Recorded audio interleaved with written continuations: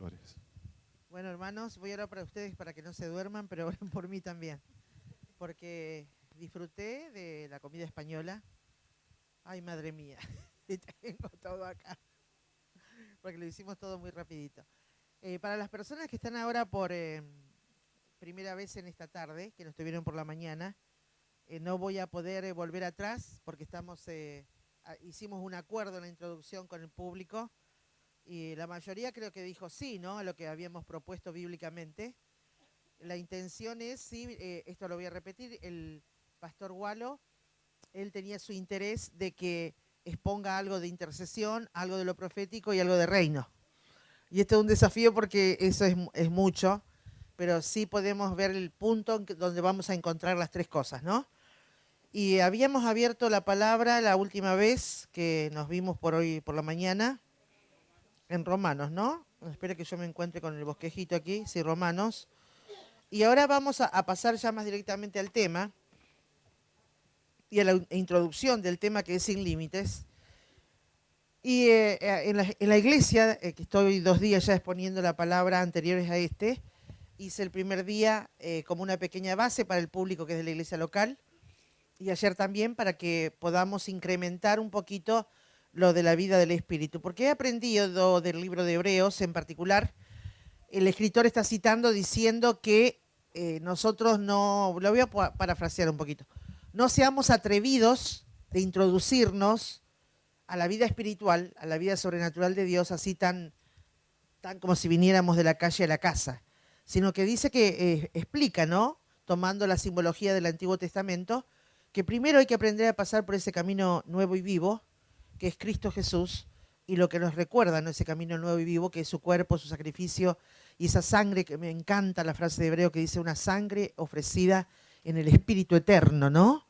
Dando a entender que vos te vas a morir, todos nos vamos a morir, y la vigencia, la trascendencia de lo que hizo la sangre de Jesucristo va más allá de esta vida material lo que podemos entender. Y luego dice que explica que de pasar por eso hay que pasar al lugar santo, donde se recuerda el lavamiento, y esto, y va aplicando al escritor el camino de la antigüedad con el camino que hacemos en la gracia. Pero luego termina invitando y diciendo que no nos quedemos tampoco en el lugar santo, porque ya se rasgó el velo y que tenemos que introducirnos a ese lugar santísimo. Ese lugar santísimo, la Iglesia Evangélica da por sentado que todos los que se convierten ingresan automáticamente al lugar santísimo. No es así, sino que eso habla de diferentes niveles de conversión y diferentes niveles de compromiso con Dios, lo que llamamos conversión. Y la gran problemática latina y también europea es que la gente es creyente en Jesucristo, es creyente en la gracia, en el Evangelio, pero los niveles de consagración a veces le han dejado en la puerta de la gracia, ¿no? En el lugar santo, y algunos, bueno, entraron en el tabernáculo. El que está en el tabernáculo, pastor, se va a dar cuenta enseguida en la puerta, porque es el que se va al sistema secular sin Cristo y vuelve, va y vuelve, porque su habitáculo es la puerta. Pero ahí Hebreos me gusta porque te dice, pasá por ahí, ¿qué es esto? Seguí más adelante, ¿qué es lo otro? Pero la propuesta es el lugar santísimo. Entonces, para entrar a las cosas del Espíritu, hay que hacer lo que hicimos esta mañana. Antes que hablar en lenguas, porque algunos también entiendo que creen, algunos pentecostales que no han aprendido bien lo del Espíritu, de que hablando en lenguas, yo ya voy a entrar a la vida del Espíritu, y no es así, en absoluto. No tiene nada que ver. Entonces tampoco esa mala educación, por supuesto que hable en lenguas, está bien, pero no creer que porque hablo mucho en lenguas soy el más espiritual de la iglesia, porque absolutamente nada que ver. Es más, conozco pentecostales que hablan muchísimo en lenguas y no se les ha abierto todavía la vida del Espíritu. Así que eso es interesante también. Con lo que hicimos esta mañana, que estuvimos haciendo una preparación psicológica con la palabra de Dios para poder introducirnos más adentro hasta que lleguemos al punto que es, voy a terminar haciendo una síntesis de intercesión muy sintética de reino y de profecía, solamente con 2 o 3 pensamientos de cada tema en particular. Pero por ahora vamos a tomar una llave. ¿Cuántos de ustedes saben que el reino de los cielos tiene llaves? ¿Cómo son los nombres de la llave del reino de los cielos?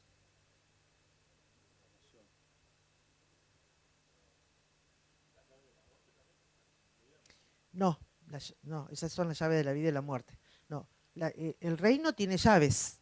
Jesucristo lo expresó, lo enseñó. Aunque él no explicó lo que cada llave implicaba.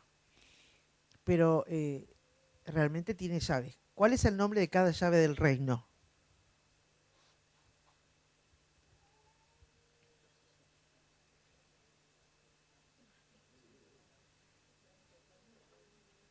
No sé, cada problema que en cualquier lugar donde voy, la iglesia repite los versículos, pero por lo general no sabe cómo se llaman las llaves. Y a mí me encanta. A veces lo enseño y otras veces lo dejo con la duda. Ahora le voy a dejar con la duda. No lo voy a explicar. Porque es un tema de reino, ¿no? Pero los nombres, dice, claro, como es pastor, le das el nombre y ya lo busca, ¿no? Eso lo dejamos para después. Pero sí que el reino de Dios tiene llaves. El reino de los cielos también. Entonces, en las cuestiones del espíritu, Jesús usó las dos expresiones, reino de Dios y reino de los cielos. Y yo le dije, el reino de Dios tiene llaves. Y usted consintió. En realidad el reino de Dios no tiene llaves. Lo que tiene llaves es el reino de los cielos. Y hay una pequeña diferencia en teología.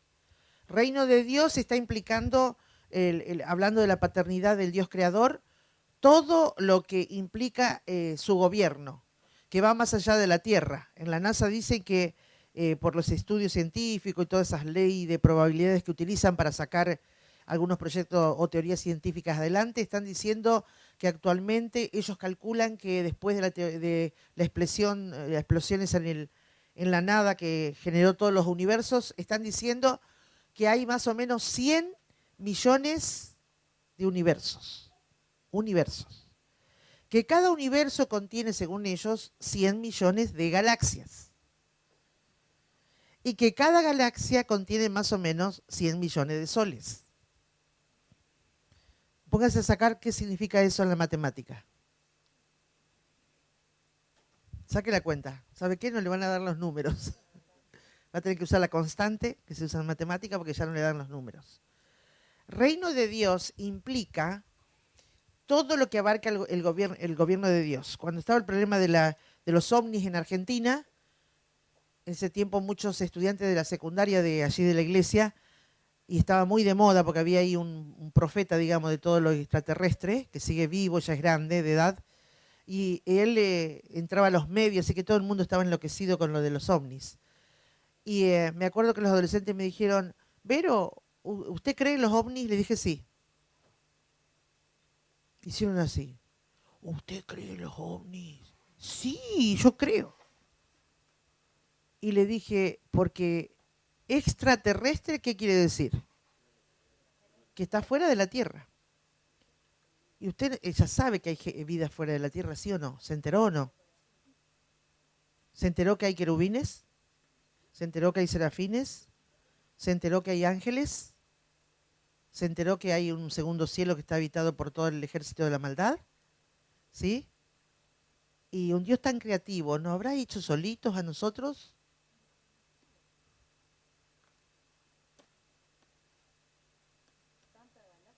Miren, estoy para hablar de ciencia, solamente me está gustando, porque esto tiene que ver con lo que voy a seguir diciendo. Mira cómo me miran. No soy inconversa, me convertí. Bautizada en el Espíritu y bautizada por las aguas. Y sirvo a Dios hace más de 40 años, así que estoy bien convertida. Lo que no estoy promoviendo ninguna cosa de que usted crea que esos platitos que andan volando, toda esa historia. No, estoy diciendo que el reino de Dios va más allá de todo lo que nosotros podemos entender y lo que la NASA puede entender. Y para mí Dios no vive en ninguno de los 100 millones de universos, porque dice que Él es el Altísimo. Y Él vive en una dimensión no creada, porque Él dice que es eterno, sin principio de nacimiento y sin fin de días. Y los de la NASA dicen que los universos tuvieron principio y los universos tendrán fin. Entonces, ¿Dios puede vivir donde hubo principio? ¿Puede vivir donde va a haber fin? Entonces, ¿dónde vive Dios? No, en nosotros vive por fe, dice la palabra de Dios, ¿no? en otro plano que nos descubrió la NASA. Y creo que no lo va a descubrir tampoco. Porque es un plano dimensional que para nosotros la vida material es ajena. ¿Sí? ¿Hasta ahí vamos bien? Mire, me encanta hacerlo pensar a esta hora porque está con la digestión. Entonces, viste, cuesta más. Cuesta más. Pero todo para decir que el reino de Dios abarca más allá de lo que nosotros los evangélicos pensamos que se reduce al globo terráqueo. Va mucho más allá. Pero cuando Jesús usa la expresión reino de los cielos, y usted estudia en el original que fue escrita esa palabra, da a entender, no lo ponga más frío por mi causa, porque yo estoy en etapa de menopausia, cumplí 57 años. Entonces, si usted se va a dejar gobernar por mis estados hormonales, vamos a estar mal. No, por eso traje el abanico, ¿no? Hermano, está bien por su amabilidad, pero porque deje como estaba nomás, ¿sí? Entonces, fíjese que cuando Jesús habla de reino de los cielos, en el original, no en el español, se aprecia lo que se quiere decir, está diciendo algo así como ustedes ven todo el reino material y lo pueden palpar, paralelo a este reino material existe un reino sobrenatural. Y él enseñó que para que sus hijos pudieran tener acceso a esas dimensiones sobrenaturales existían llaves. Y hay llaves que abren las puertas, le voy a hablar en términos modernos y científicos, abre las puertas dimensionales sobrenaturales. No la que enseña el espiritismo, no la que enseña la nueva era, sino lo que enseña la Sagrada Escritura. Dimensiones de gloria. ¿Amén? Pregunta a su hermano si sabía esto de las llaves y que había llaves para abrir. ¿No es cierto? Entonces, cuando Jesús dice reino de los cielos, es porque su pueblo Israel, acuérdense que él vino a la casa perdida de Israel, ellos habían perdido la brújula de lo que era un reino natural, por causa de estar subyugados por imperios y en ese tiempo por el imperio romano. Y también por consecuencia habían perdido la brújula de lo que era lo sobrenatural de Dios para ellos en ese tiempo. Tanto que los religiosos se habían vuelto amigos de los políticos y estaban más bien que buscando agradar a Dios, ganarse el favor de los políticos que estaban gobernando Jerusalén en ese tiempo, o sea, los romanos. ¿Qué es lo que nos trae esa verdad? Diga conmigo que hoy en día también existe ese reino de los cielos. Dígalo así. Y le voy a dar un recredito para que usted no se duerma y me ayude a mí también, porque voy a conversar un poquito con las hermanas. Converse y dígale, contame un poquito cómo es tu experiencia con el reino de los cielos. ¿Sí? Con esas dimensiones de gloria, ¿no? ¿Cómo es tu experiencia? Ay, qué lindo. Sí. ¿Cómo es tu experiencia con el reino de los cielos? ¿Ya encontraste las llaves para abrir? ¿Sí? ¿O todavía tenés las dimensiones de gloria cerradas?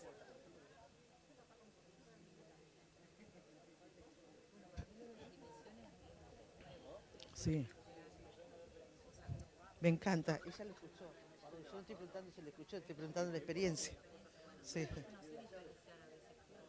Claro. Porque la teología es una cosa, exactamente, sí. La teología es una cosa, pero tu experiencia es la otra. ¿Sí? Recuerde lo que dice Apocalipsis y Jesús mismo habla a Juan y dice, yo soy el que tiene las llaves de David. Ahora vamos a descubrir que Jesús era cerrajero y aparte de Salvador, ¿no? Son metáforas, obviamente, pero que nos abren el entendimiento.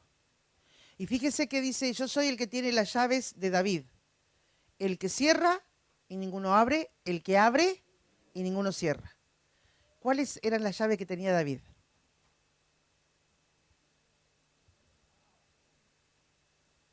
Sabe que todos me contestan igual siempre. La oración queda bien en cualquier lugar. ¿No?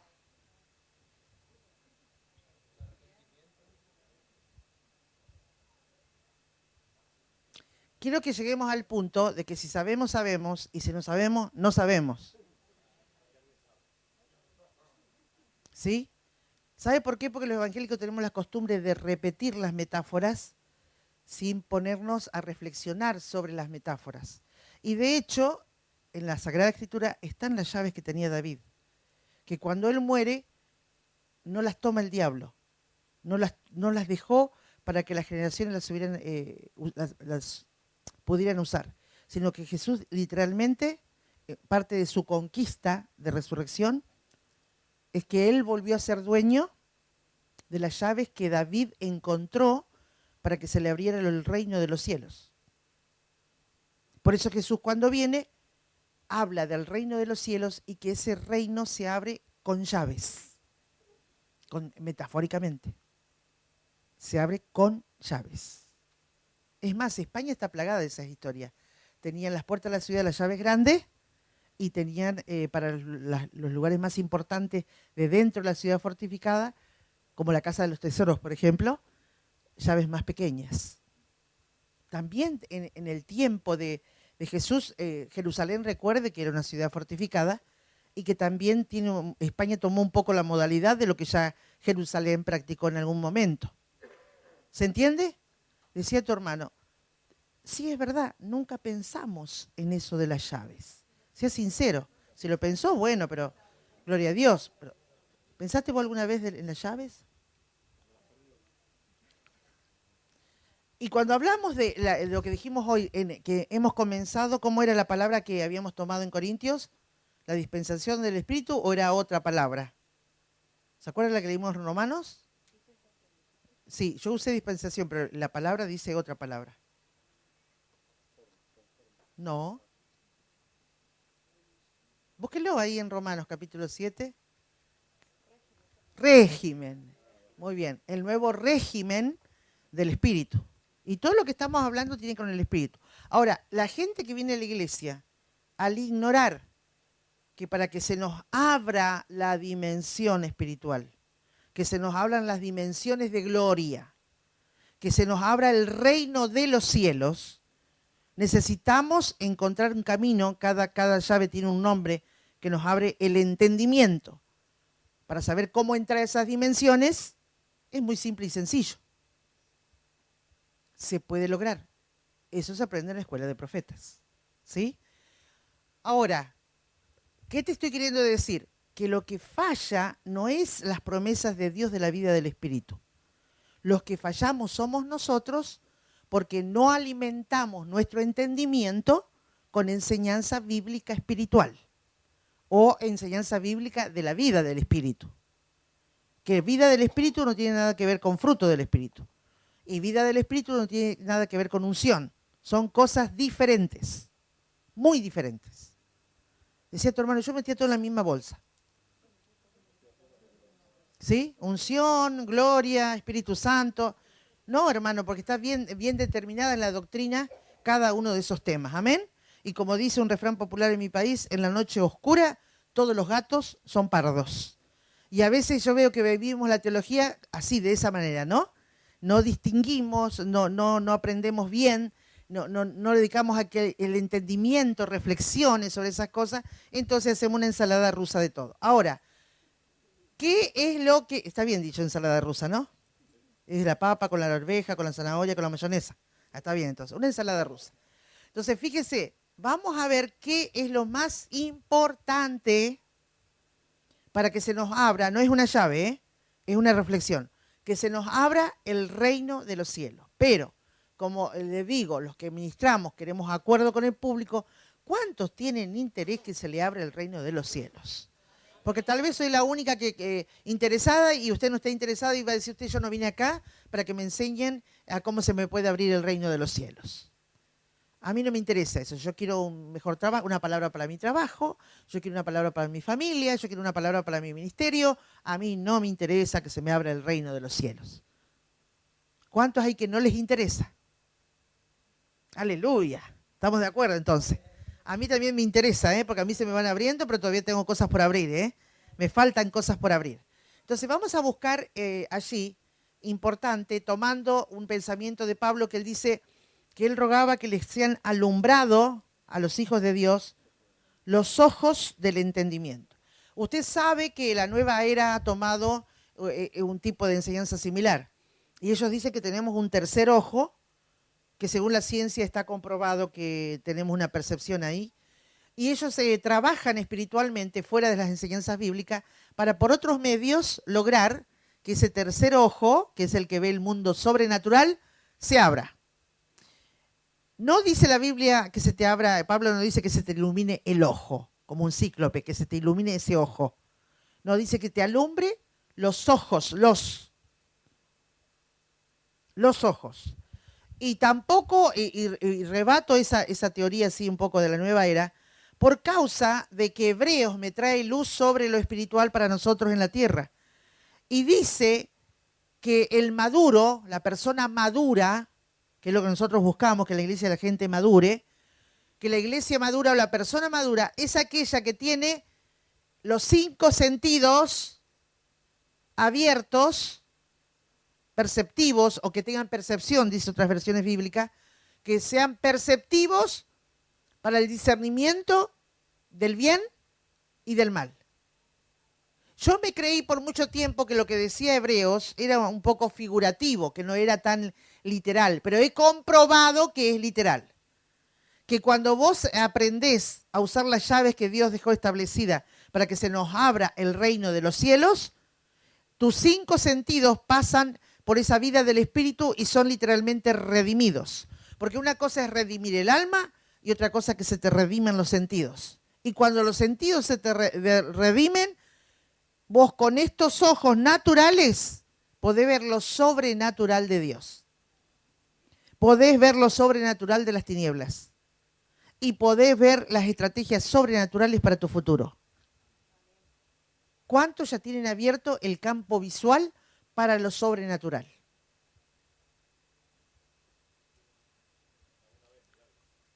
¿Alguna vez te pasó?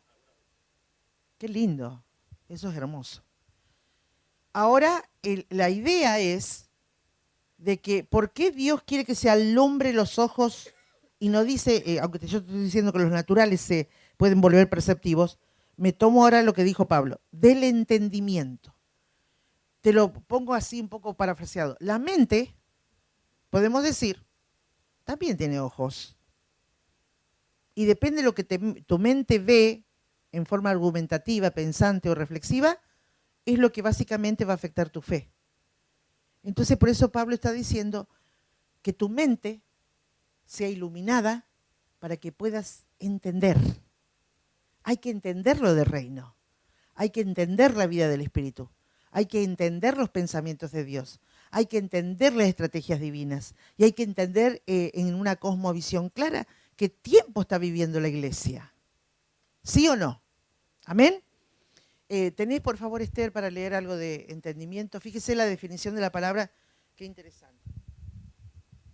Entendimiento, potencia del alma, en virtud de la cual concibe las cosas, las compara, las juzga e induce y deduce otras de las que ya conoce. Alma, en cuanto discurre y raciocina. Razón humana. Buen acuerdo, relación amistosa entre los pueblos o sus gobiernos. Inteligencia o sentido que se da a lo que se dice o escribe. Capacidad de formar ideas o representaciones de la realidad en la mente, relacionándolas entre sí. Capacidad de aprender, comprender, juzgar y tomar decisiones. Inteligencia, intelecto, razón. Muy bien. Entonces lo que Pablo pedía estaba perfectamente bien, ¿no es cierto? ¿Sí o no, pastor, que el problema que tenés en la consejería pastoral es que vos sos claro y puntual con la gente? De lo que estás entendiendo como pastor, como padre espiritual, que la persona necesita ese consejo sobre esa área y vos se lo decís con convicción porque vos tenés entendimiento de cómo llevar su vida en forma recta y bendecida en la presencia del Señor. ¿Sí o no? ¿Cuál es tu grave problema? Que aunque sos claro, la gente no entiende. No entiende. Es más, a veces que sigo practicando la consejería porque me apasiona, nada más que con herramientas sobrenaturales, y que se ha enriquecido lo que hacía en consejería antes de ser profeta, y sigo practicando la consejería. Y con las personas soy exactamente, precisamente puntual. Por ejemplo, un hecho que nos pasó con la pastora Esther. Ministramos una joven, obrera de la iglesia, obrera de confianza, muy amada por sus pastores, servicial, inteligente, esforzada, desenvuelta, una capacidad de impartir en otros sus convicciones.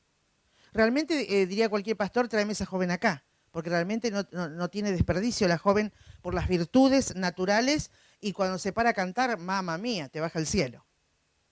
Una mujer guerrera en la alabanza total.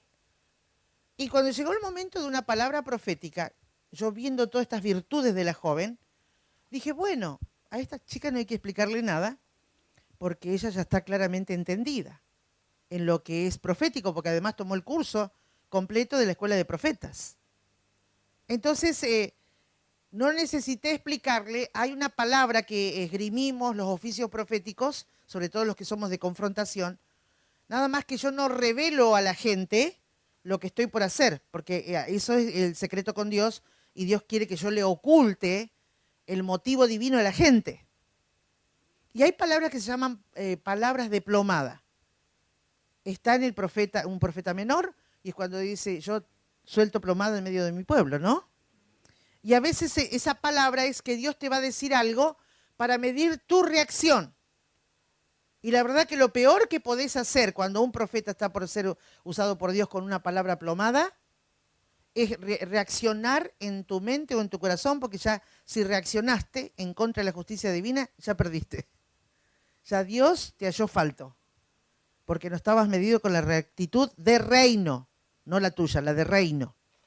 Pero yo no se lo puedo decir a la gente, sino que Dios es que está queriendo generar algo, por eso me pone la revelación y me dice, cuidado que esta palabra es diplomada, decile tal cual y vas a ver la reacción, y a veces me permite ayudar después que la persona reaccionó, y le digo, mirá, Dios esperaba esto de vos, y vos dijiste esto, y entonces la persona dice, quebranta, se arrepiente y tiene una posibilidad de revertir una situación, que casi siempre es almática.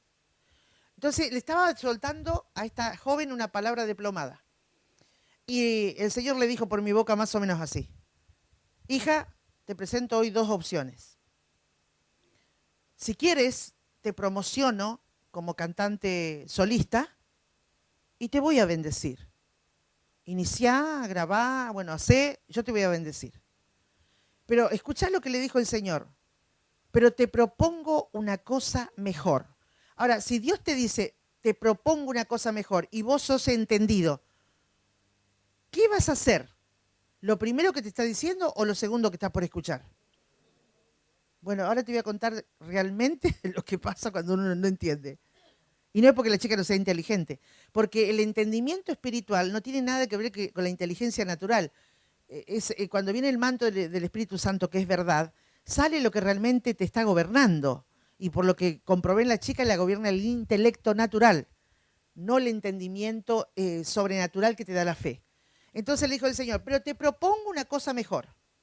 Le dijo el Señor, yo sé que te cuesta trabajar en equipo, pero yo quiero hacerte famosa a través de una banda musical. Y vas a ser conocida como la voz de esa banda. Pero en realidad quiero que te esfuerces en trabajar, aunque te resulta más difícil, por tener una banda. Y yo voy a descender sobre esa banda y voy a bendecirte y vas a ser conocida como la voz de la banda. ¿Qué pasó con la chica?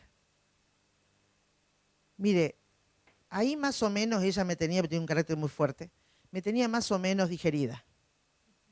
Más o menos.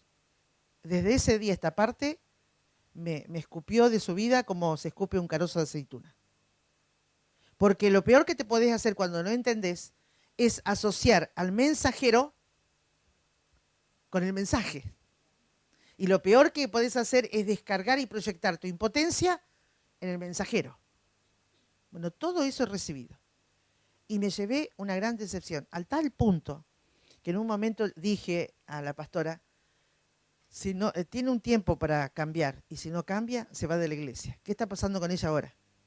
Se fue de la iglesia. Y los que ven eso no lo pueden creer, porque se sabía qué tipo, qué categoría de confianza había entre esa joven y los pastores.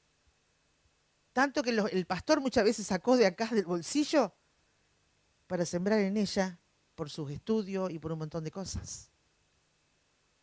Entonces, yo creo que el quid de la cuestión para entender ese reino de los cielos, saber cómo usar las llaves y que se nos abran las dimensiones de gloria, es el entendimiento alumbrado por el Espíritu. Pregunta a tu hermano, ¿y tu entendimiento ya se despertó o tiene los ojos cerrados? ¿Sí? Porque el que tiene los ojos abiertos es porque ve. Y el que tiene los ojos cerrados es porque no ve.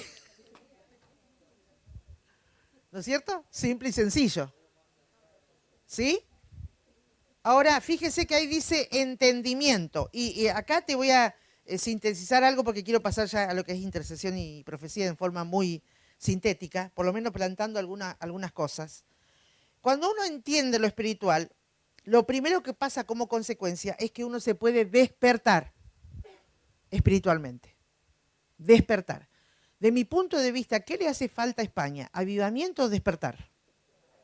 Despertar primero. Porque si viene un avivamiento sin despertar espiritual, va a ser esto un desastre. Les va a durar el avivamiento una semana. Entonces, lo más importante es despertar a lo espiritual, donde vas a aprender todo lo que no sabés de lo sobrenatural de Dios para esta tierra. Y lo que vos podés, cómo te podés mover en esas dimensiones sobrenaturales en esta tierra. ¿Amén? Muy bien. La segunda cosa que te va a pasar como consecuencia de tener el entendimiento abierto es que te vas a activar. ¿Qué se va a activar en vos?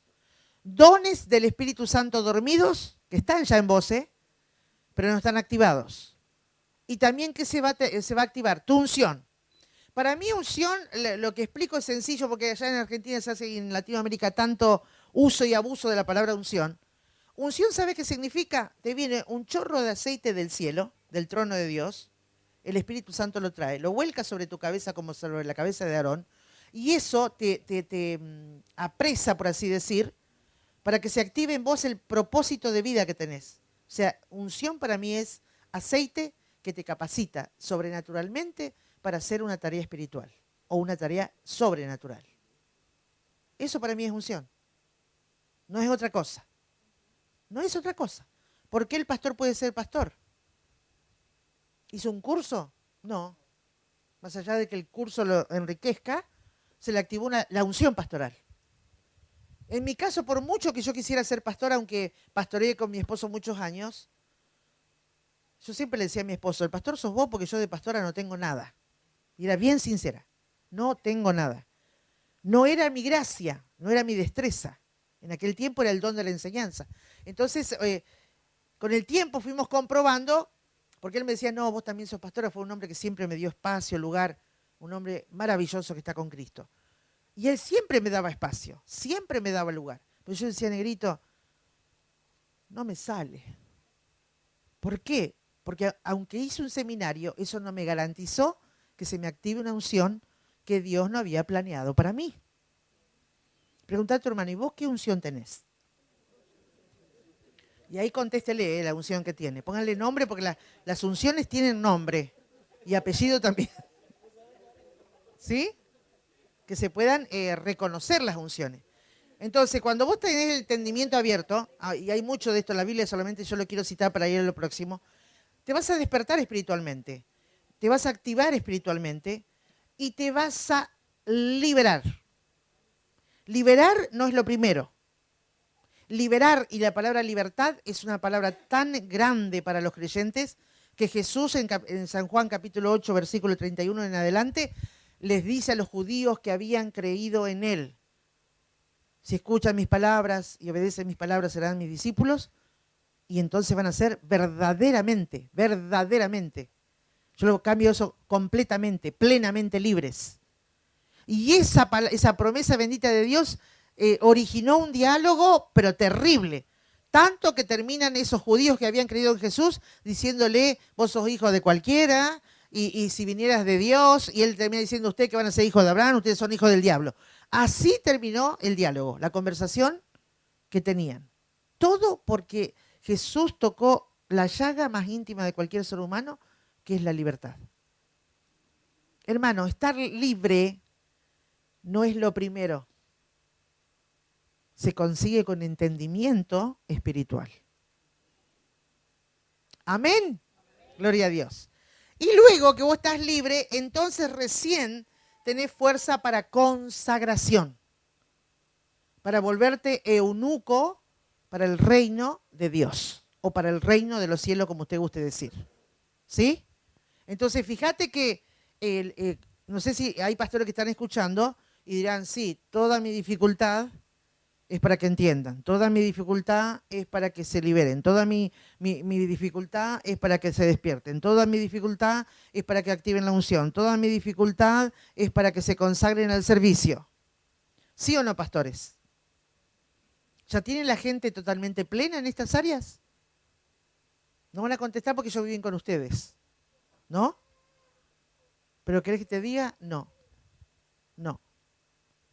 Entonces, lo primero que te va a traer, si tenés la llave que abre el reino de los cielos, la que tiene un nombre que no te quiero decir, lo primero que te va a abrir es entendimiento.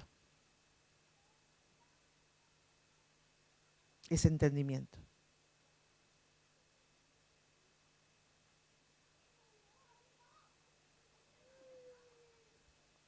Amén. Muy bien. Hago silencio para que estemos pensando un poquito. Entonces vamos a ver que esto es sobrenatural de Dios. Vamos a ver rápidamente la importancia que tiene. Espera que yo lo encuentre acá.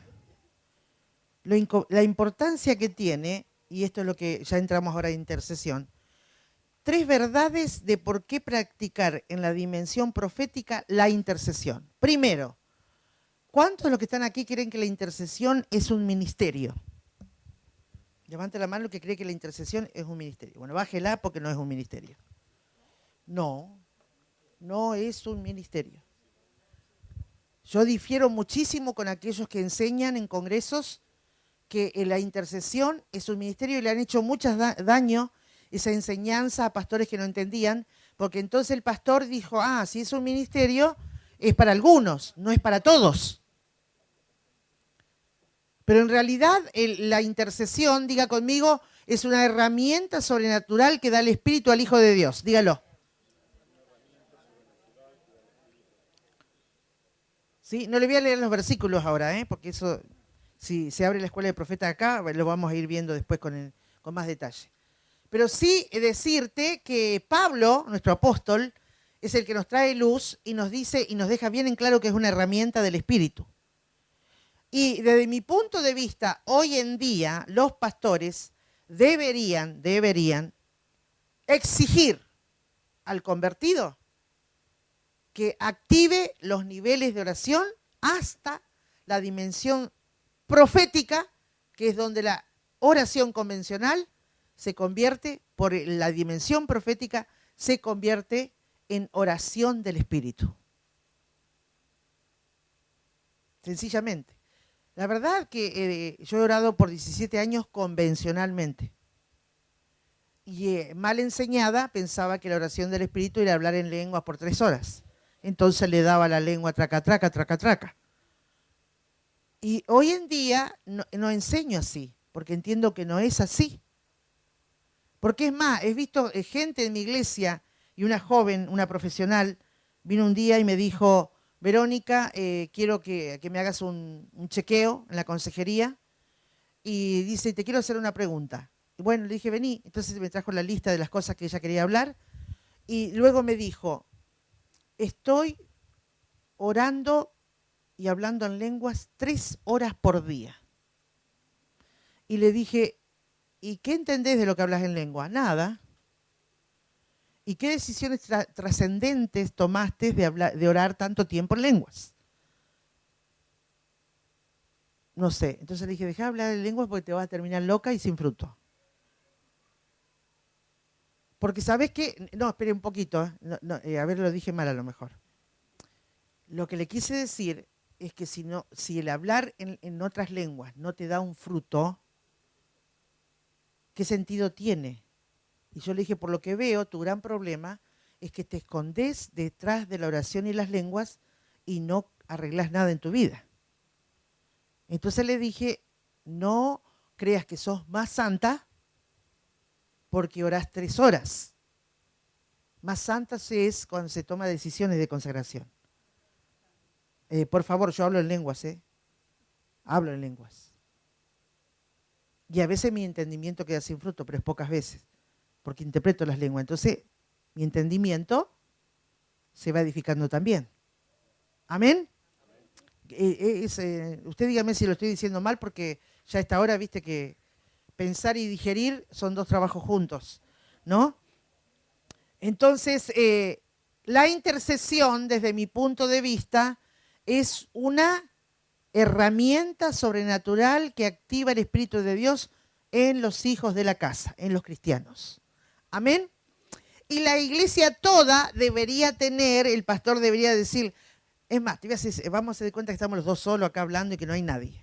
Mira, Walo, si vos querés una buena calidad de líderes y de obreros, te tienen que venir a orar para aprender disciplina de oración. Pero vos no pares hasta que aprendan a entrar a la dimensión profética y reciban la herramienta de intercesión primero y el don de profecía para la intercesión después. Porque el nivel más alto de intercesión es la intercesión profética. Y no permitas que ninguno te diga que no puede. Porque si es líder y obrero, tiene la obligación de orar en el Espíritu. Estábamos solos, usted no escuchó nada. ¿Amén? ¿Por qué? Porque ¿sabés lo que es tener un cuerpo de obreros y líderes que no sabe orar en el Espíritu? Y el pastor, ya te digo lo que es, arrastra una carreta muy pesada.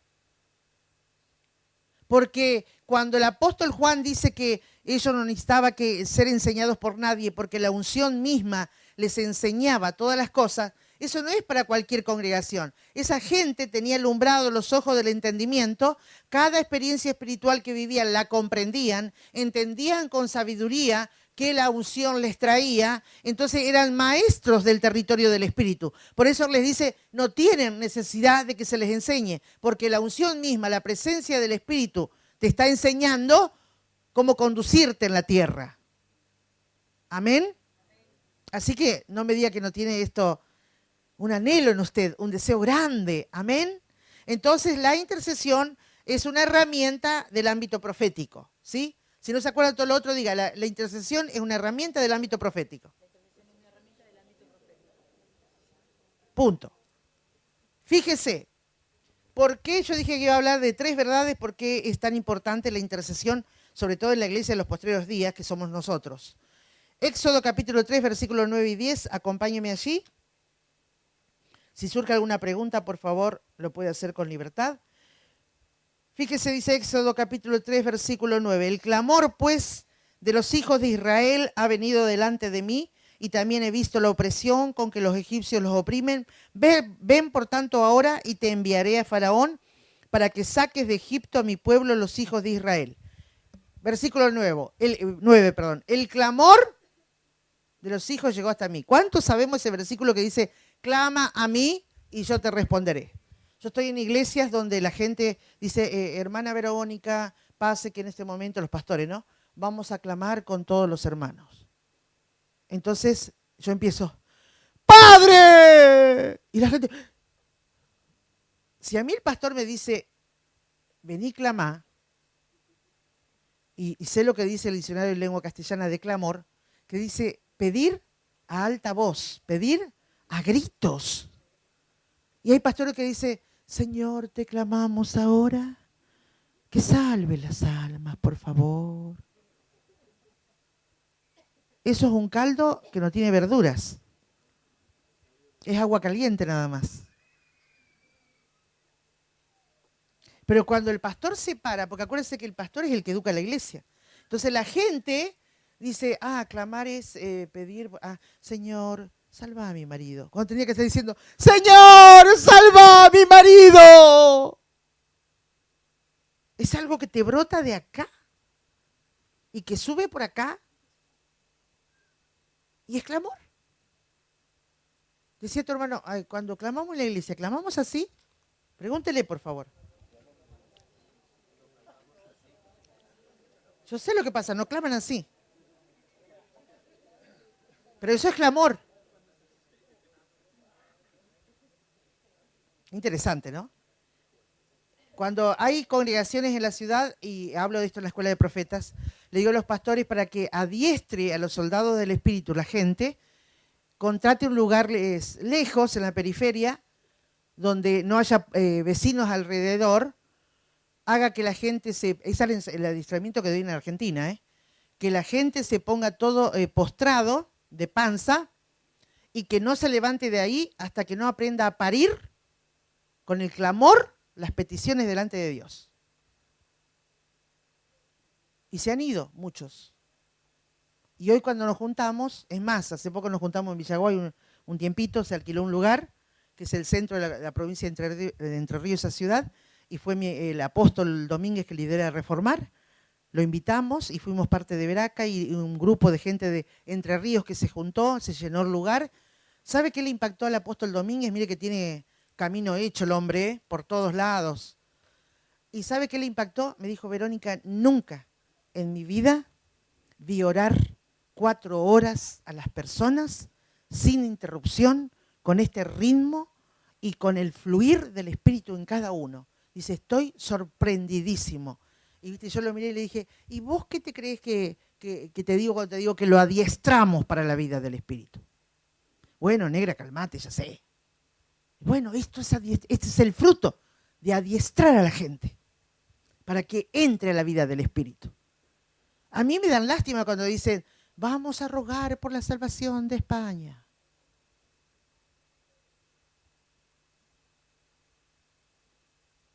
De corazón les digo, en todas las visitas que he hecho, hasta ahora ningún nivel de oración en el cual he estado alcanza el nivel de clamor por España. ¿Y qué dice la palabra? Clama a mí y yo te responderé.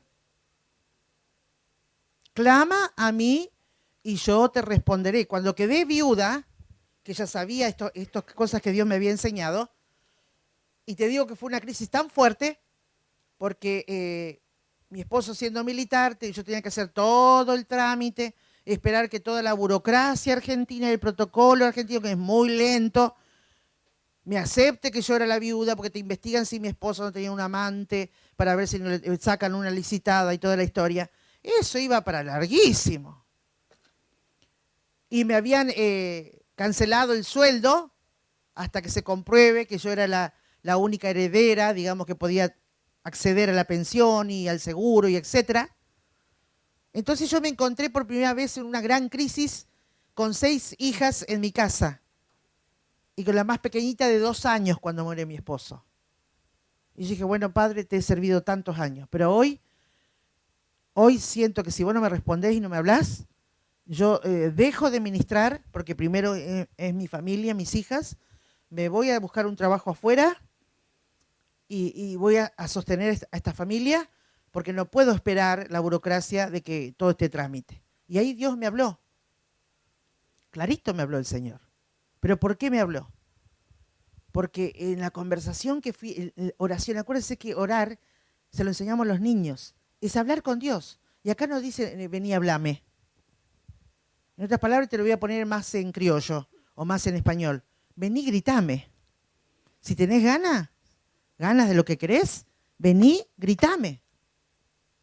Vení, quiero ver tus ganas por tu fervor en la forma de pedir. ¿Se comprende? Diga a su hermana, me parece que a veces me agarra la flojera. ¿Está bien dicho flojera acá? Me agarra la flojera y pido de una manera que termina. Padre, abrime puerta de trabajo. Bendecí a España en esta recesión. Y a los zapateros, qué sé yo, no sé si está Zapatero. Rajoy, digo, bueno, Zapatero me quedé en la historia. Bendice a Rajoy.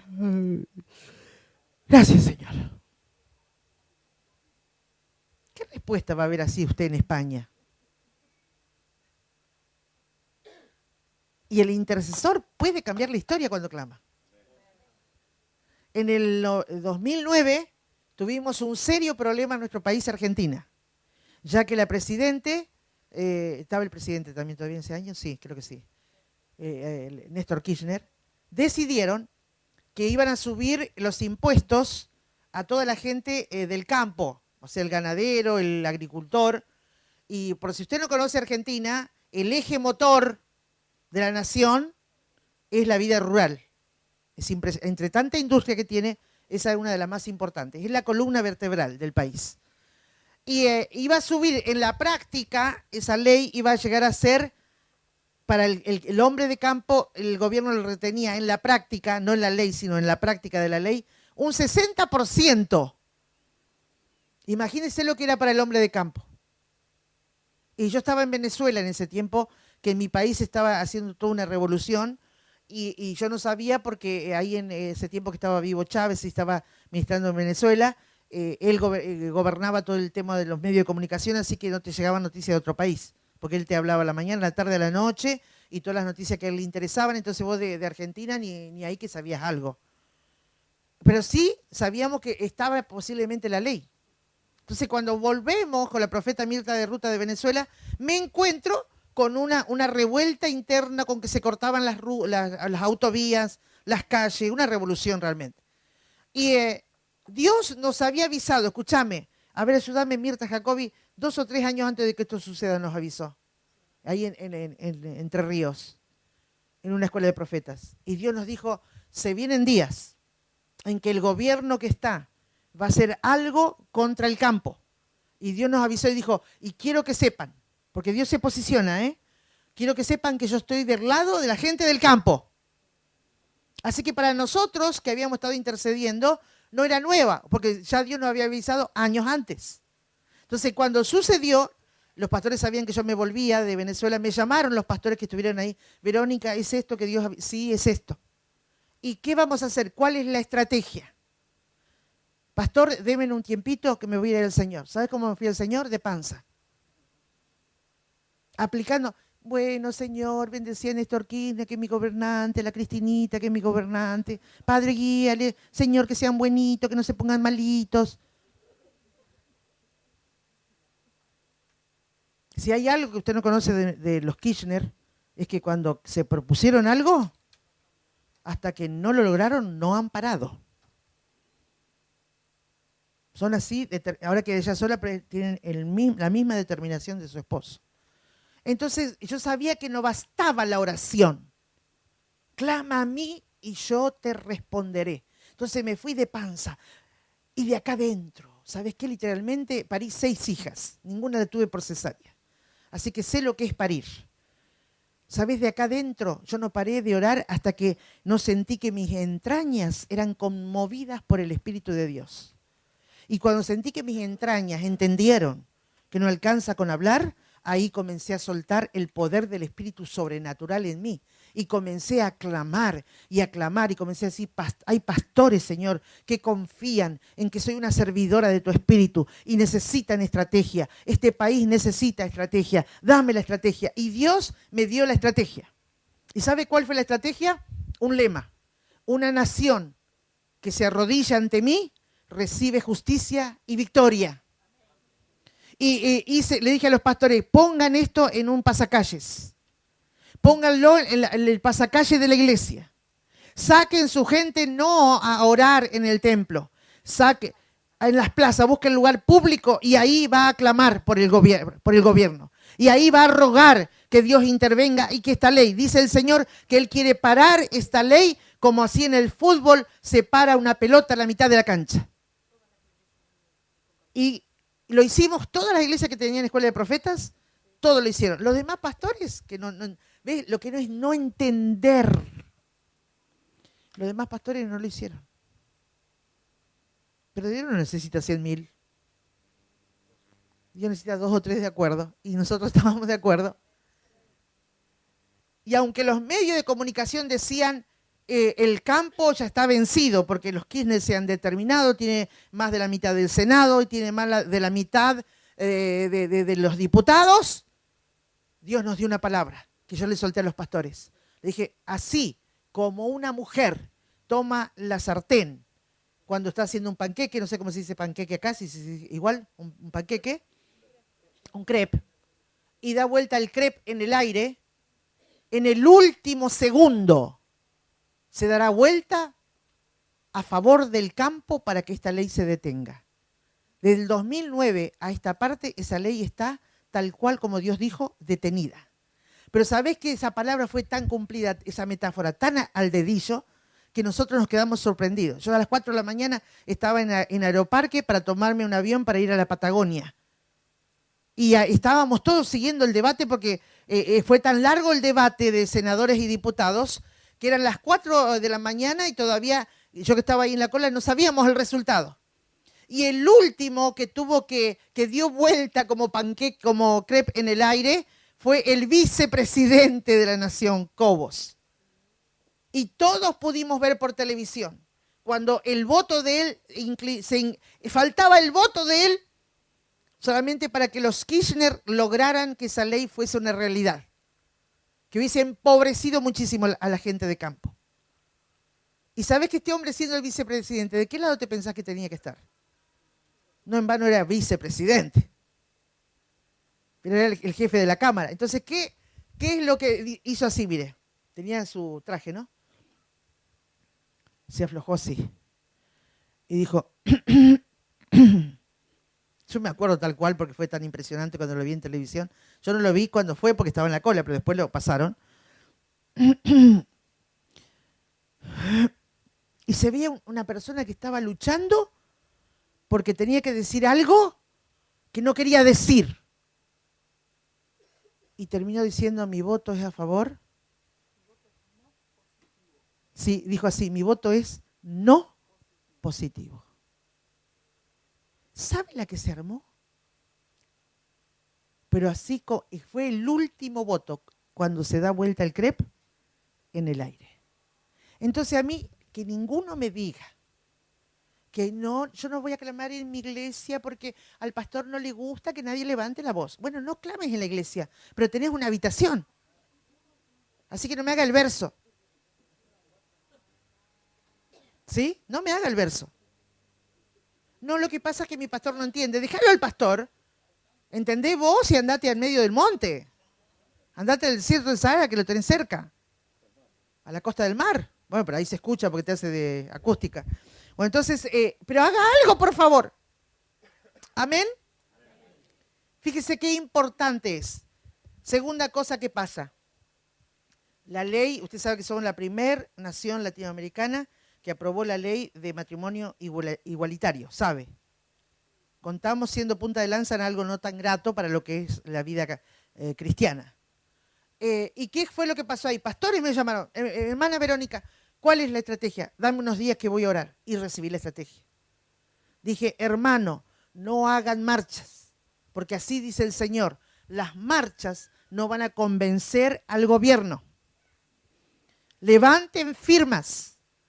Pónganse de acuerdo los pastores y las denominaciones. Y Dios me mostró que las pilas de papeles con firma de la Iglesia Cristiana en Argentina serán pilas en los escritorios de cada ciudad principal de los gobiernos. Y lo que hará temblar la decisión del gobierno son esa pila de papeles y firmas que ellos saben que son votantes. ¿Y qué me contestó el pastor que estaba representando muchos pastores en Buenos Aires? Y adrede me llamó para bajar la línea. No, Verónica, esta vez la pifiaste, ¿eh? Las marchas, ¿sabes qué? ¿Le van a sacudir al gobierno?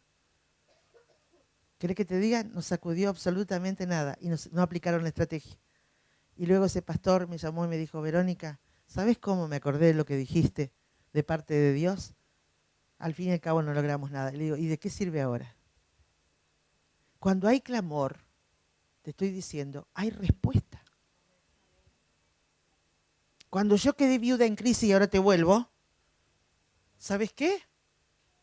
No me alcanzó con orar, me puse de panza. Y dije, Señor, si vos no haces algo, la pobreza va a pasar por encima de mi cabeza. Y la miseria va a querer entrar a mi hogar. Y soy una viuda, Padre, y hay huérfanas en esta casa. Y tu palabra dice, y comencé, cuando me di cuenta, estaba en la habitación gritando. Y ¿sabes qué? En un momento que vi el cielo abierto y que Dios me escuchaba, dije, ¡basta de miseria! Pero de acá me brotó. La prosperidad viene a la casa de la viuda. Y nunca faltará ni el vino, ni el aceite, ni la harina. Yo no me conformo con la tinaja del aceite y de la harina, me gusta el vino también. Por eso pedí vino también. ¿Amén? Y desde entonces, créeme, no me ha faltado Absolutamente nada. Clamar funciona.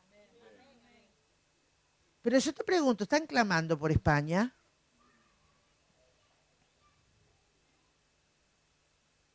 Si no clama no va a pasar nada. Clama a mí, yo te responderé. Dijimos 3 verdades por qué practicar en la dimensión profética la intercesión. Primero, ya lo dije, diga conmigo porque Dios responde al clamor. Y con eso solo yo no tendría que darte ni el segundo ni el tercero, porque con eso solo ya está más que suficiente. Génesis 18, versículo 20, acompáñeme ahí y mirame un poquito, Wallo, sí, el tiempo, por favor, cómo va el tiempo, para que respetemos un poquito más el horario, aunque tenemos todo corrido ahora, ¿no? Fíjate vos un poquito y marcame. Pero fíjate, Génesis 18, 20, mirá lo que dice aquí. Sí, me da para cerrar este primer punto, 10 minutitos, está bien. Entonces Jehová le dijo, dije, no, el versículo 18, 20. Entonces Jehová le dijo, por cuanto el clamor contra Sodoma y Gomorra se aumenta más y más, y el pecado de ellos se agrava en extremo, descenderé ahora y veré si han consumado su obra según el clamor que ha venido hasta mí, y si no, lo sabré. Hermanos, el versículo que leímos primero es el clamor de los justos, gente afligida por la injusticia social, es el clamor de los justos. Y Dios responde al clamor de los justos. Pero aquí vemos un diferente tipo de clamor. Clamor contra, por los niveles de injusticia vividos en Sodoma y Gomorra. Y hermanos, yo amo a los homosexuales y las lesbianas, no tengo nada. Ministro, les amo, y todo lo que al homosexual y lesbiana que me pide consejería, sea cristiano o no cristiano, le abro las puertas, no solamente de la consejería, sino de mi corazón también. Pero esto no tiene que ver con las personas, sino con lo que a veces el enemigo hace en la sociedad. ¿Usted se imagina lo que es una ciudad completa llena de lujuria? ¿Sabe que no se lo puede imaginar porque todavía no hemos llegado a esos niveles? Dice la Biblia que el único que afligía su alma ahí, pero no que hacía nada trascendente, solamente que dice que afligía su alma de día y de noche viendo los hechos inicuos de ellos, todos sabemos quién era, Lot. ¿Sí? Pero no dice que Lot cambió nada, ni que predicó a nadie, solamente que se afligía. Y a veces veo a la iglesia moderna afligiéndose por todo lo que ve, pero afligir no cambia nada. Hacer las cosas es lo que logra algo en las sociedades mundiales. Y dice la Biblia claramente que Dios escucha el clamor, y claro, ¿te imaginas la esposa que tiene un marido homosexual y se muere de hambre? ¿O no?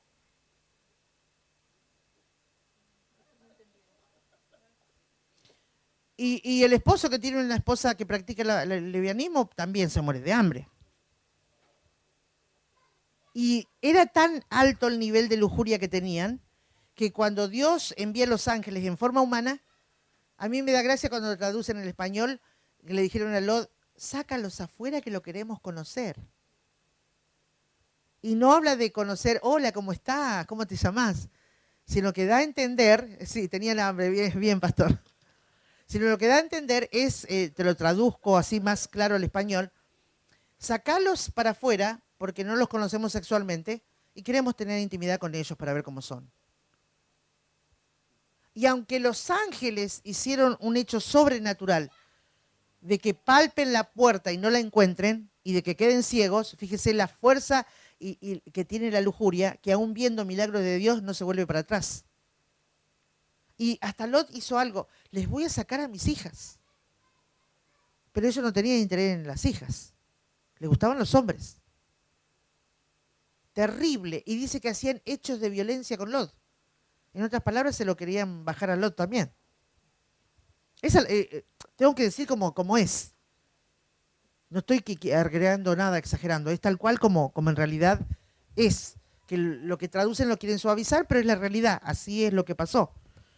Entonces, ¿qué es lo que Dios está viendo. Claro, todo ese clamor por pecado, ese clamor por injusticia, ese clamor por los niños que crecían en ese ambiente, en esa atmósfera. Y siempre le digo a la gente, ¿qué es lo que sube más de clamor en la ciudad que vivís? ¿El clamor de los justos o el clamor y el olor del pecado? Para ponerla a pensar a la iglesia. Y hasta ahora no he encontrado una sola iglesia en 20 años de servicio que me diga que el clamor de los justos es lo que más sube a la presencia de Dios. Porque cuando uno le empieza a explicar, se dan cuenta que no están practicando esto de que es bueno practicar intercesión, porque Dios se asegura contestar. Y usted conoce el hecho. Muchos, la palabra de Dios dice que Dios sabe librar a los justos. Pero ¿sabe por qué Dios libró a Lot? No fue por la justicia de Lot. Porque dice bien clara la Sagrada Escritura que cuando Dios estaba por emitir juicio, se acordó Dios de Abraham y libró a Lot. Porque Lot tampoco estaba en la lista de salvarse. ¿Sabe qué lo salvó? La intercesión y el clamor que hizo Abraham cuando Dios le contó que iba a destruir Sodoma y Gomorra. Y comienza, si hubiera 50 justos. Negoció con Dios, si hubiera 30 justos. Si hubiera 20 justos. Y quedó en 10. ¿Y sabes qué? No había ni 10. Estamos hablando de justos, no de cristianos. De gente que entró a la dimensión del reino y practica la justicia del reino, no la justicia de la tierra. ¿Cuál parte de la justicia del reino? El que te da una bofetada en esta, ponele esta. Cuando Dios nos posiciona a mi esposo o a mí como pastores, lo primero que aprendí, que lo peor que puedo hacer para demostrarle a la gente que tengo autoridad, recordarle a la gente que tengo autoridad. Es lo peor, porque eso habla de tus niveles de inseguridad. Entonces, hasta el día de hoy, que lidero ya otros niveles de autoridad en un equipo profético con pastores en Argentina, ellos a veces como parte del equipo, pues somos como 15, 16, no me acuerdo nunca el número, 16 somos, creo. Sí, a los 20, tenés razón. Somos 20 y diferentes gracias y diferentes provincias y diferentes denominaciones. Cuando alguno de los pastores, porque yo no trato con líderes, en la mesa de Veraca están sentados conmigo pastores con sus iglesias. Son gente que está ejerciendo el pastorado. Y alguno se me envalentona y me quiere decir, pero Verónica, papá, como uno de mis hijos espirituales me dijo que es pastor, ¿no? Me dijo, mira Verónica, hasta ahora yo te vine invitando, porque cuando yo era pichoncito, me dijo, yo te escuchaba y aprendía de vos de todo. Pero ahora yo he ingresado a unas dimensiones de gloria, y eso lo aprendió de mí, ¿no? A unas dimensiones de gloria que son muy superiores a tus dimensiones de gloria. Y yo me he puesto a pensar que voy a orar mucho por ti para que algún día nos volvamos a encontrar cuando vos subas a las dimensiones donde yo estoy.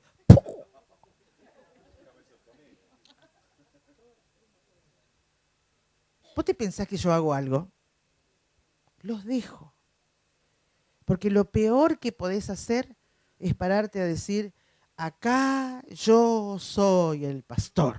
Fuiste, perdiste. Mostrate tus niveles de inseguridad. No tiene que ver eso con justicia de reino. He aprendido que si me defiendo, Dios no me defiende. Y soy de las que prefiero que Dios me defienda. Porque eso es justicia de reino. ¿Amén? Entonces, el clamor que tiene que subir es de un justo. No si vos estás resentido, si vos no perdonaste, si vos te la creés, si estás inflado de vanidad, si te crees que sos el ombligo de la iglesia. No, hermano amado, justicia de reino, eso es lo que Dios contesta. Póngase de pie, por favor. Vamos a hacer un recreíto, ¿no? Ahora que no tenemos que tomar un café. Hoy, mira, en todos los recreos me tomé tantas cosas. Y me comí tantas cosas que ya no quiero ver nada que para consumir. Es impresionante lo que estoy comiendo aquí, ¿no? Ahora creo que nada, vamos a hacer reflexión nomás. ¿Cuántos quieren que el Espíritu de Dios les muestre cuáles son las llaves que abren el reino de los cielos? ¿Cuántos quieren aprender a clamar en la presencia de Dios sabiendo que eso asegura respuesta de Dios? Amén. ¿Cuántos quieren aprender? ¿Cuántos quieren que se les abra el entendimiento? Porque estamos diciendo claramente que si no entendés, nunca se te va a abrir lo sobrenatural de Dios. Hay que entender porque Dios no quiere, Él mismo dijo, yo no le tiro perlas a los chanchos. ¿Para qué te va a abrir dimensiones que no sabes qué hacer ahí adentro? ¿Sí? La primera vez que a mí me invitaron en una casa, pero en una mansión espectacular, había tanta cosa en la mesa, tanta cosa. No las 3 copas convencionales, había era una cristalería, no sé cuántos cubiertos y cuántas cosas. Y yo dije, Dios mío, ¿por dónde empiezo? Yo en mi casa como con un plato, ¿no? Y no es que no sepa que tiene que estar el plato base, el que sigue y el que sigue. Pero ese protocolo lo uso en las fiestas, no es para lo cotidiano. Hermano, si uno no entiende, vos podés entrar al Palacio de Rey. Hay un dicho en mi país que dice, aunque el mono se vista de seda, mono se queda. Y claro, porque no entiende el mono lo que tiene puesto. Y hace monerías aunque tiene seda puesta. Y nosotros somos hijos de Dios. Hijos de Dios en la tierra. Y no estamos para hacer monerías. Estamos para entender lo que significa ser hijo de Dios en la tierra. Amén. Entonces comience a orar a usted con sus propias palabras en base a lo que ha escuchado y reclame a Dios, pida a Dios. Si tiene ganas de clamar también puede clamar a Dios, puede hacerlo. Si no, hable con Él, ore. Pero que se escuche el murmullo, ¿eh? Que no sea como un poco de agua hervida que no le puso ni verdura ni nada que lo haga suculento. Póngale sabor, póngale pimienta, póngale condimento a lo que habla con Dios. Que se haga un murmullo no importa. Oh, sí, Señor. Vamos, vamos, iglesia, vamos, iglesia. Abra las dimensiones para que aquí esa presencia gloriosa del Espíritu se haga palpable, hermano, aunque sea una hora difícil de la tarde. Pero hágalo, en el nombre de Jesús, hágalo. Oh, sí, Señor.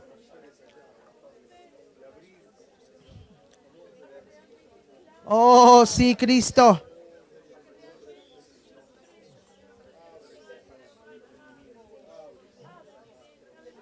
Gracias, Jesucristo. Oh, sí, Señor. Sí.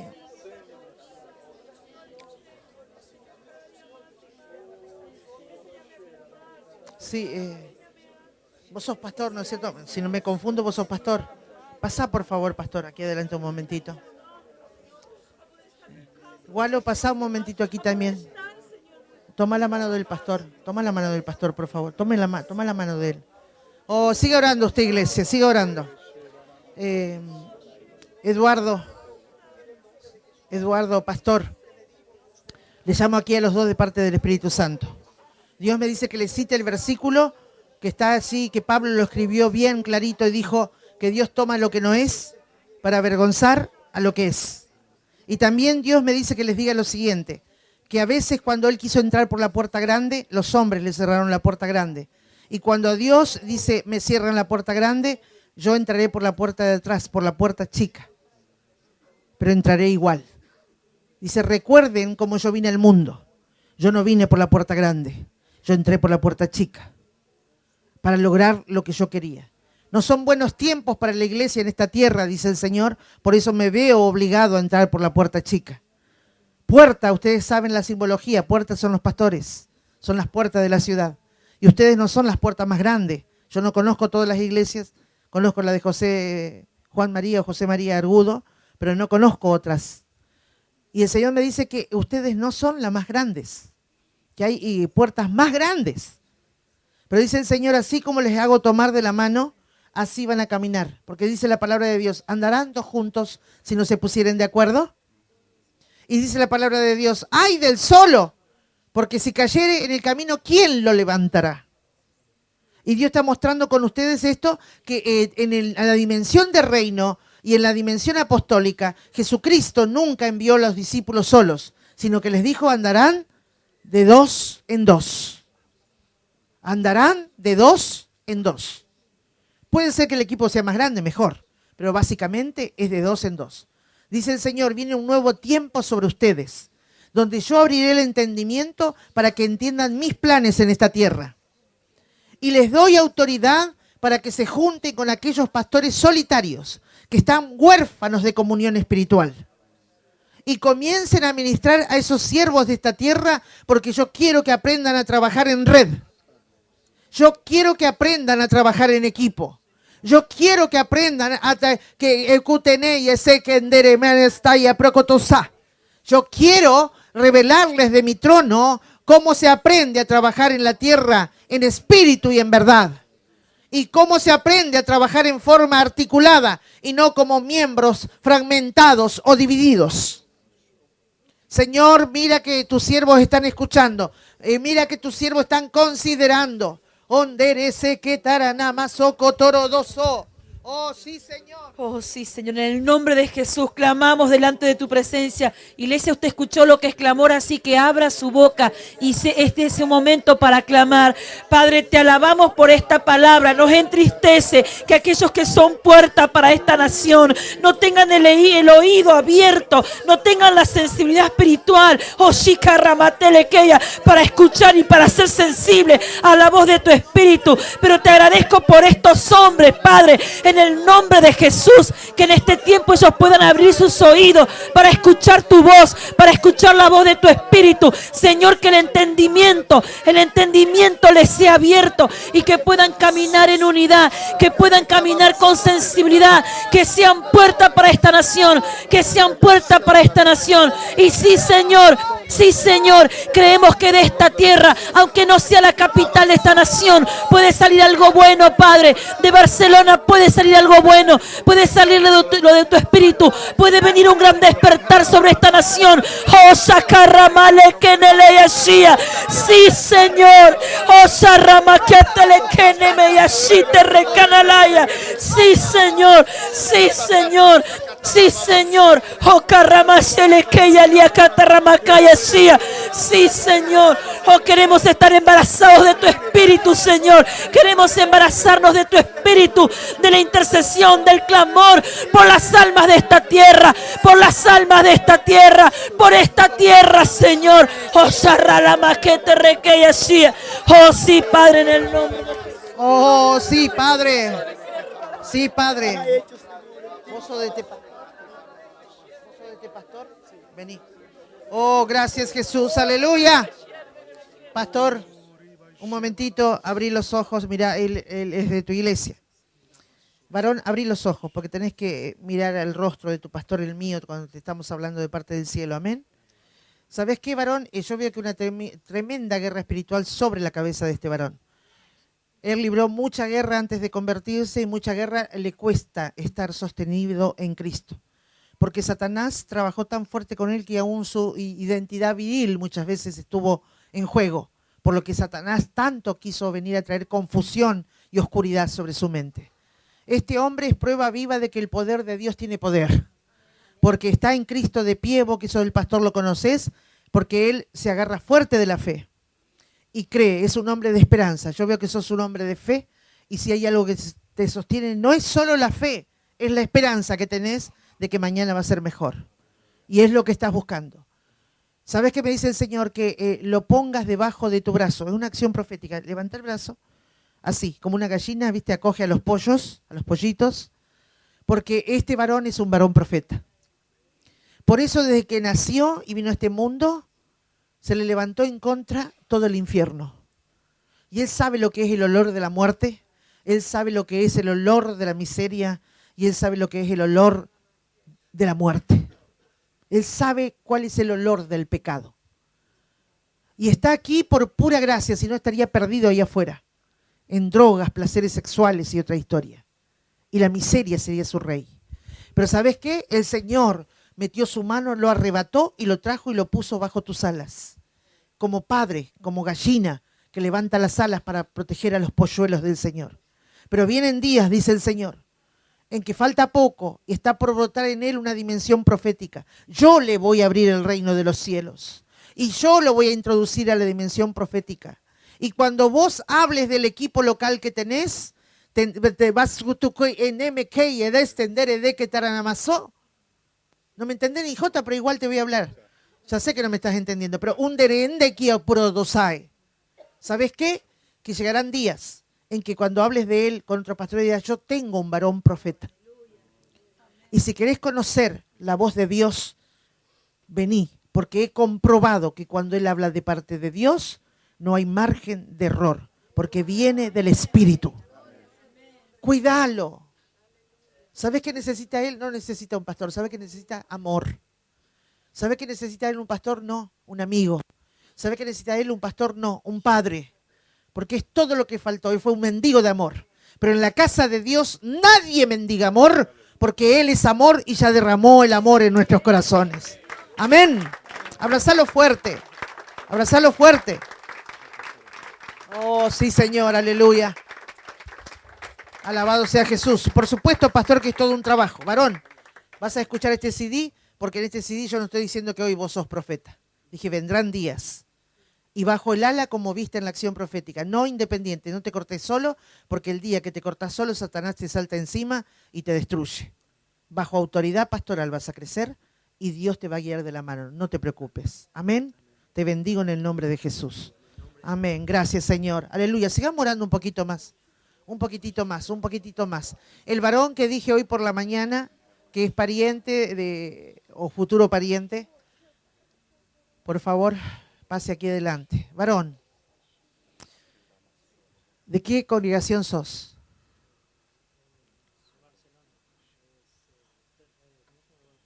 Bautista. ¿Cómo es el nombre de tu pastor? Juan. Muy bien. Él no está, pero sería correcto que le hagas escuchar esta grabación, porque él te va a cuidar. En base a esta palabra, él la va a discernir y te va a trazar el corto, el mediano y el largo plazo para que puedas caminar la palabra y puedas ser prosperado. Amén. Amén. Varón, el Señor cuando te vi me mostró que tenés un gran corazón. Si hay algo que te caracteriza, ese corazón solidario, ese corazón generoso, un corazón ayudador. Y sos un hombre esforzado, pero la gente no te ha devuelto lo que has dado. Muchas veces diste generosamente y la gente no siempre es tan agradecida cuando le tendiste una mano. Y el Señor dice que exalta que no te has cansado, que aunque no te han devuelto bien por bien, no te has cansado y sigues siendo igualmente generoso. Pero el Señor también me mostró que había un techo espiritual que te estaba deteniendo y vos estás sintiendo que hay algo más para tu vida y no sabés qué es ese algo más. Tampoco sabías que había un techo espiritual y tampoco sabés cómo romper ese techo espiritual. Pero Dios me dice que te diga que Él te envía a vos específicamente a meterte más en la oración. Sos un hombre de oración, porque se ve que vos hablas con Dios, pero Dios quiere que te encierres a buscarle más. Y si podés hacer algún ayuno, aunque no sé cómo será la creencia de tu pastor, si cree o no en el ayuno, hay pastores que creen, otros que no, practica el ayuno, porque Dios está para visitarte Él en persona. Él no va a enviar emisarios ni mensajeros. Él va a venir a tu habitación. Él te va a tocar. Él te va a decir. Él te va a llamar. Porque sobre tus hombros pesa un ministerio. No sos un hombre ambicioso, me dice el Señor. No estás buscando para vos mismo. Estás buscando porque querés ver lo de Dios en la tierra. Pero dice el Señor, por cuanto no eres ambicioso, yo voy a abrirte una puerta que otros quieren que se le abra y soy yo el que se la cierra. Y voy a levantar un ministerio de ti. Dile a tu pastor que yo te estoy forjando, dice el Señor, para ser en el futuro un pastor también. Y pastorearás almas en un territorio que yo te abriré, porque te he forjado en la vida y tienes un corazón tierno. Y no eres juez de nadie, tienes un corazón solidario. Y no eres juez de nadie, no tienes un corazón vengativo, tienes un corazón compasivo. Por esa causa, dice el Señor, tienes en tu corazón lo que yo necesito para levantarte como pastor. Y que nadie te menosprecie, porque no serás pastor por las letras, sino pastor por mi amor en tu corazón. Oh, Señor, lo bendecimos. Abrazalo, por favor. Esto vendrá en el futuro, esto no es para ahora. Esto es para futuro. Es un varón que busca a Dios, es un varón que ama a Dios, es un varón que en lo que entiende se esfuerza, es un varón que no está conforme, es un varón que quiere más de la presencia de Dios. Oh, glorifícate, Señor, en él, glorifícate. Oh, glorifícate, Padre. Tú eres grande, poderoso y eterno, Señor. Te bendecimos porque tú no vienes a soltar palabra profética para que se haga un show evangélico, sino que, Señor, tú de tu agenda y de tu amor bajas a la tierra lo que quieres que escuchemos para el bien de la iglesia. Oh, gracias, Jesucristo. Gracias, Señor. Aleluya. Oh, sí, Señor. Sí, Señor. Aleluya. Muy bien, vamos a ir, hermano, vamos a dejar este momento de oración. Vamos a seguir luego, pero vamos a ir a un recreito, ¿no es cierto? Sí, ya están.